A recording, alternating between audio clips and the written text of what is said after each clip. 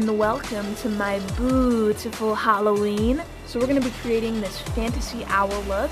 This is my take on a bronzy fantasy owl, very avant-garde and glittery for those who want to look magical for Halloween. So without further ado, let's jump right into the tutorial. I'm first going to prime my skin, and I'm also going to prime my neck and chest.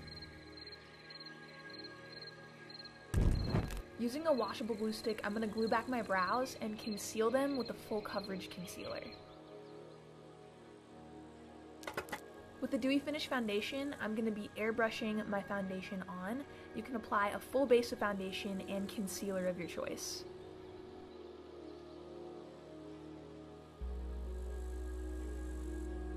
Using a translucent powder, I'm going to set my entire face. After it's set, I'm going to let that bake for a few minutes and then dust all the powder away.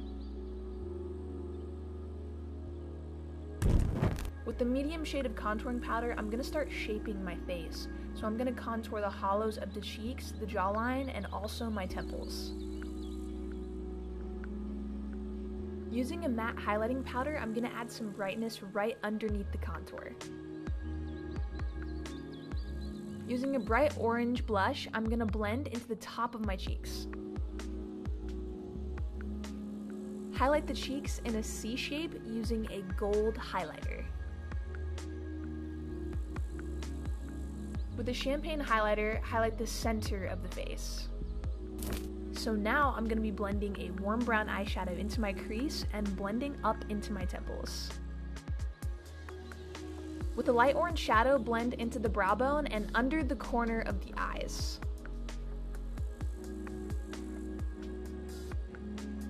Here I'm blending a dark brown into the crease to enhance the sharpness of the look, and I also applied more of the dark brown onto the brow bone, extending into a nose contour, just to give that owl look. With a bit of black shadow, deepen the dark brown color.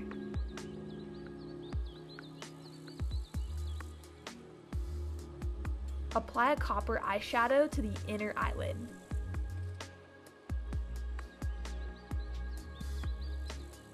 Then apply a yellow metallic gold shadow to the center of the lid and also the inner corners of the eyes. Picking up a dark brown shadow, I'm going to start to create a wing under the lower lash line. Here I'm using a black liquid liner to darken the lower wing, and I'm also going to add a wing liner to this look. Here I'm filling in the waterline and lower lash line with a white smudgy eyeliner, and I'm just blending that out with a brush. I'm now going to blend a dark brown eyeshadow onto the lower wing to really smoke it out.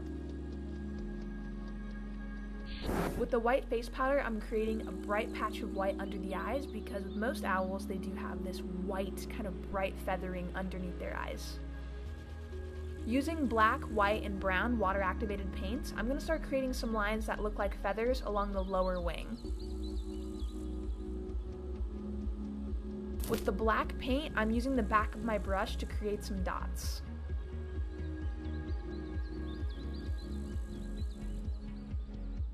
Then filling in the black dots with a smaller white dot. Lastly, I'm adding some white and also some black dots around the lower wing.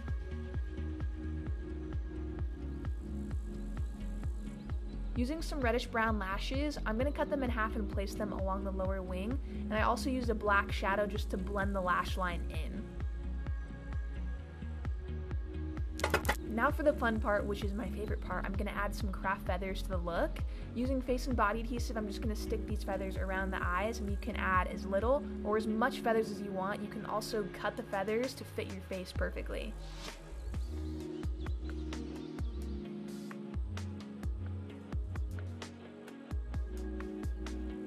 I'm going to apply some chunky gold glitter paste over the feathers to conceal the base of where the feathers meet the shadow, and it also just looks really pretty. Now pop on some dramatic false lashes.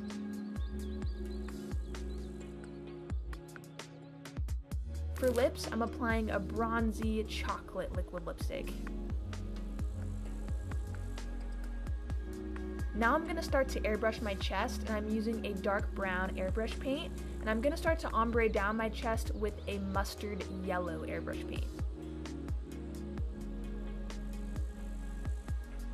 Using a translucent powder, I'm going to set in that airbrush paint so we can draw on top. With the brown eyeshadow, I'm going to start mapping out the feathers on the neck. The shape doesn't have to be perfect because we're going to be shading the feathers in next.